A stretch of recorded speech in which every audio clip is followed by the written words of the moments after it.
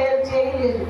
కానీ నా దేవుడు గొప్పగా దేవుడు, గొప్పవాడు, జీవం వల్ల దేవుడు.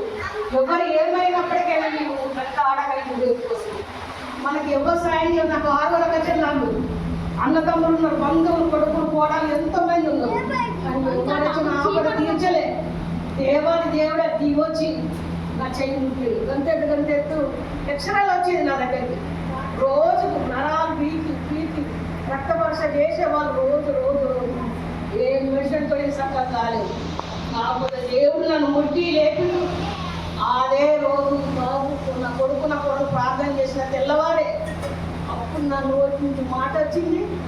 లేచి అడగలేదు. చప్పట్లు కొడదాం. యోహాను సువార్తలో ఉంది వాక్యం, జీవం నేనే ఉన్నానంటుండు. అవును తండ్రి, నీ జీవం నాలో ఉంది. సాతాను గారి పని చేయదు, సాతాను గారిని తీసుకోకూడదు. నువ్వు తీసుకోకపోతే పరలోక రాజ్యం వస్తా ప్రభావం. నా పనులన్నీ అయిపోయింది, అన్ని బాధ్యతలు తీరలేదు. కానీ కాలు చేయగా పడిపోతుంది. నేను నడవాలి, ఖచ్చితంగా మాట రావాలి. కన్నీటితోటి ప్రతిరోజు ముమ్మారు ప్రార్థన, బాబు చెప్పినట్టు రోజు 3 సార్లు ప్రార్థన చేస్తాను. రోజు 3 సార్లు వాక్యం చదువుతా. ప్రతి దినం అనుదినం మనం ఆహారం తింటామండి. మటన్, చికెన్ అన్ని, చేపలు అన్నీ తింటాం. కానీ దేవుని వాక్యం తినవు మనం. దేవుని వాక్యమే మన ఆహారం. ఆ దేవుని వాక్యం మనలో ఉన్నప్పుడు ఏ శత్రువు మనలో ఏం చేయదు. ఆమేన్, హల్లెలూయా. మన ప్రాణం బైబుల్ చెప్పు, చదువుమని చెప్పు, అయ్యగా చెప్పిన అబద్ధం కాదు. ప్రతి అయ్యగారు చూపి చెప్తారు. వాక్యం చదవండి. ఏ శత్రువు వచ్చి మనలో ఇట్లా పొడవనికి వచ్చిన అక్కడ ఆగిపోతాడు. వాక్యం మనలో ఉన్నాం. అలాంటి జయించే దేవుడు మనకు ఉన్నాడు. యేసుప్రభు అంటే మతానికి సంబంధించిన దేవుడు కాదు, కులానికి సంబంధించిన దేవుడు, జీవాధిపతి, లోకరక్షకుడు, ప్రపంచానికి వెళ్ళే దేవుడు. ఆయన తప్ప ఇంకా ఏ దేవుడు మనం స్వీకరించదు. వినాక కూడా నమ్మకంగా ప్రార్థన కడుపులో ఉన్న పిల్లలు ఒక్కలే కాదు, ఇద్దరే కాదు, 4 ఉన్నప్పటికైనా వాళ్ళకు చెప్పండి. బైబుల్లో వాక్యాన్ని సత్యాన్ని చెప్పండి. మా బాబు ఎంఎస్ గవర్నమెంట్ పాస్ అయ్యేది. కానీ నేను నాతో ప్రార్థన కూర్చోపోతే బైబుల్ బయట కొట్టేదానండి. లేదు కూర్చొని చదువు. ఆ రోజు బైబుల్తో కొట్టినందుకే నాకు కొట్టిన చప్పట్లు కొడదాం. ఆయన వల్ల దయ్యాలు మాట్లాడుతూ వెళ్ళిపోతాయి. ఆయనతో స్వయంగా మాట్లాడతాయి. అరే బాబు ఏ శాఖ నచ్చిందని వాడినే నేను అడుగుతా. నా కడుపులో ఉంటే కొడుకైనా బాబు ఏ శాఖ నడబడి ఓ మమ్మీ నువ్వేమని మూఢనమ్మకాలు పెట్టుకోదు.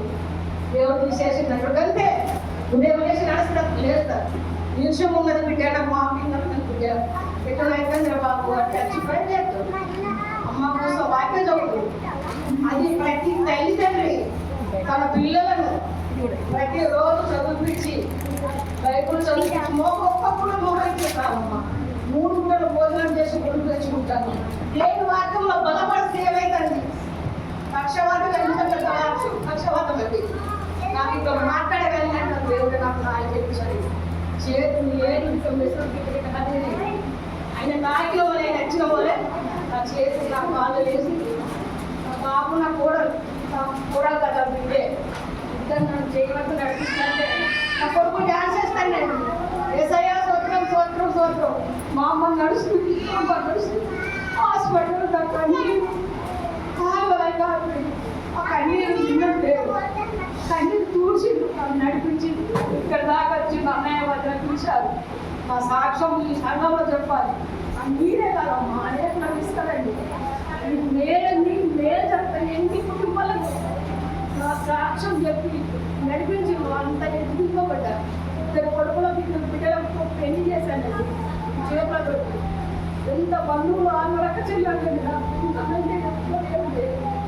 దేవుడు తప్ప మనకు వాక్యం తప్ప ఇంకేలేదు. వాక్యం 2 అంచుల ఖడ్గం లాంటిది, అపోసం లాంటిది. అది ఉదయం గుండెలో పుచ్చుకొని కీళ్ళ మూలం దాకా పోవాలంటాడు వాక్యాన్ని. మరి ఎప్పుడు దానిస్తామండి వాక్యాన్ని? మనం అట్లా తీసుకుపోవాలి. మనం ఎంత ప్రయత్నిస్తే మనం అట్లా తీసుకుపోవాలి. ఆ వాక్యం నాలో ఉన్నది కాబట్టి సాధారణ గుర్తుకోండి. నేను ఎప్పుడు చనిపోయి సంవత్సరాలు అయిపోతా. 2 మార్చి 30 పడిపోయిందండి. సరిపోలేదు. ఇంటిలో పెట్టండి రోజు మాట 3 అది 3 చేసిన దేవుడు చేయలేదు.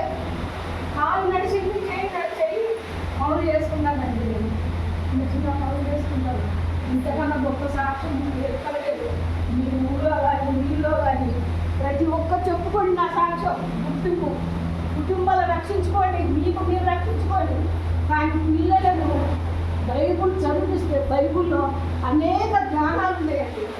వాళ్ళు మంచిగా చదువుతారు పిల్లలు. బైబుల్ చదివిన వాళ్ళు ఫస్ట్ క్లాస్ పాస్ అయితే అంత జ్ఞానం ఉంటుంది.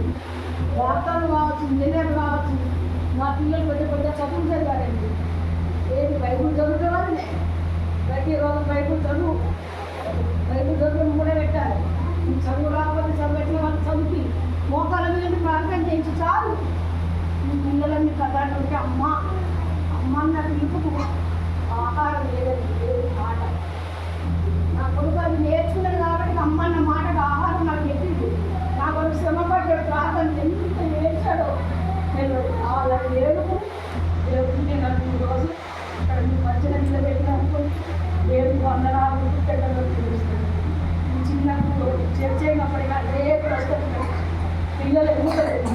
పిల్లలకు చదివించండి దయచేసి. బైబుల్ చదివించండి, జ్ఞానం దొరుకుతుంది.